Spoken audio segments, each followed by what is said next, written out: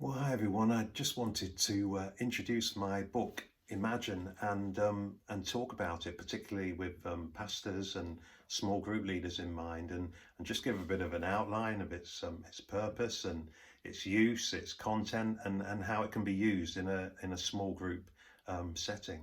So nearly 3 years ago, I published Imagine, Trusting God Like Never Before. It's based on Proverbs 3, 5, and 6, which is those well-known verses. Trust in the Lord with all your heart and lean not on your own understanding.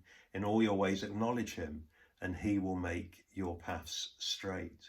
And this is really a book. The aim of the book, the objective of the book, is to help people to really trust God.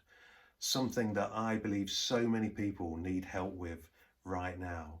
We all know as pastors and leaders the fear and the anxiety and the uncertainty that is out there right now. And of course, many in our churches were struggling to depend on God and trust God in any case, never mind with pandemic and lockdown and everything else. Imagine is packed with scripture and life illustrations and powerful quotes and humor and lots of honesty and transparency.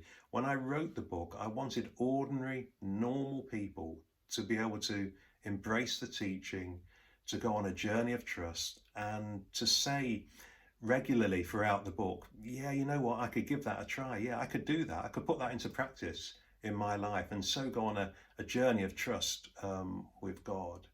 People need help to trust God and to grow as disciples. But also, I think they need help to imagine the future they will have if they really learn to trust God.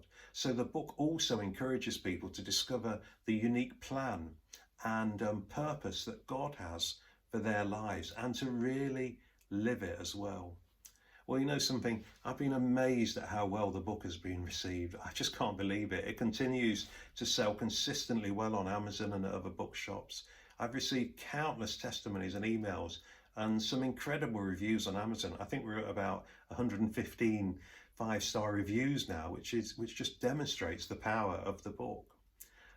Within the book, when I wrote it, I added a small group outline for all 17 chapters, which includes an icebreaker, an introduction to the topic, some group study questions, and also a suggestion for prayer ministry or an exercise of some kind towards the end of the meeting. I've now added video content on YouTube so that each meeting has a short teaching to commence the study with. Since publishing Imagine, a number of churches in the UK have used it in their small groups, places like London and Glasgow, Birmingham, Romsey, Leicester, just to name a few of them.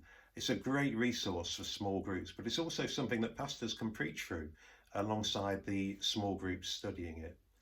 You know what, I'm so excited about how God is using it. I never in my wildest dreams imagined this would happen when I wrote my first book. I'd never written a book before. I've even discovered that it's being used to great effect in several American and Canadian churches, book clubs, ladies groups, a Japanese church, and even a prison near the Mexican border where it was being translated into Mexican for the inmates. I discovered, wow, isn't God amazing? So what about the content? Well, if you've had a look at the book, you'll see that there are 17 chapters. There are 3 sections. The first section, purposeful trust. God has a plan for your life. Trust is the issue. The second section, learning to trust God. And this is where we really break down Proverbs 3, 5 and 6. What does trusting God look like with all your heart? Trust and obey. Stop worrying.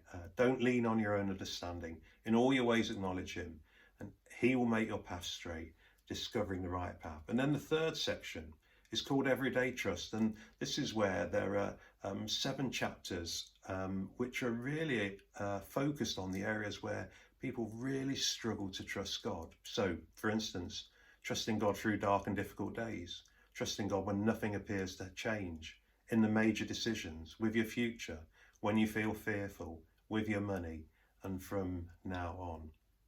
So there are a number of ways in which you can use Imagine. You could take those first 10 chapters and use those just to focus on Proverbs 3, 5 and 6. You could maybe go back to the rest of it later, having a gap. Maybe there's a natural gap with Easter or Christmas or something in the way. Different ways of doing it. You could preach with it. It's up to you how you use the book. So I want to talk a little bit about actually hosting a small group with Imagine, particularly for small group leaders. Obviously, there is the introductory teaching video, which is on YouTube under Imagine for Churches. Each small group study guide includes an icebreaker. I suggest this is done before you show the video. Study questions. Please use them as a guide. By all means, add one or two of your own. You know your group better than I do, and one of the best questions to ask after watching the video is, what stood out to you from this video? And then there is this sort of exercise or prayer ministry suggestion to use after the study, but it's completely up to you how you use this. And of course, I suggest you have some worship if you're able to do that during your evening. So I've laid out for you some basic elements to allow you to have a really great evening around Imagine and trusting God. Another thing I would say to you, which I say to all my small group leaders in the churches I've pastored, prepare for the meeting, prepare well. Don't leave it till the night or an hour before the meeting, but prepare the night before or earlier than that. Read the chapters, look at the study guide, watch the video a couple of days before, and then plan the meeting accordingly. You know your group. Ask God if there's anything he wants to reveal to you or anything particular he wants you to do during the night. Be open to him for that. And I'm sure you'll have a great evening. You could encourage other people to lead the meetings, give them an opportunity to lead the night, because it's all there for you, really. And one final request, if I can say this, can I ask you, please don't photocopy the chapters or the study guide notes. I wouldn't want you to break copyright law, but rather encourage people to purchase their own copies from Amazon. Or please feel free to contact me through my website for bulk copies, which I can provide at a discount and much cheaper than Amazon. My website is simonlawton.com. I believe if people have their own copies, they'll be blessed as they read it. And it's the type of book I know from people's testimonies and the reviews they've given me, that they keep using to, they go back to it, they refer back to it in challenging seasons. And of course, in all this, as you purchase the copies, you're helping to contribute to my costs as a self-published author. So I hope that gives you a bit of an outline. I hope that helps you in a way. Please contact me if you want any help with this. My email is revlawton@gmail.com. But you know something, in all this, if we can teach people to trust God like never before, they will live like never before. I find that really exciting. God bless you.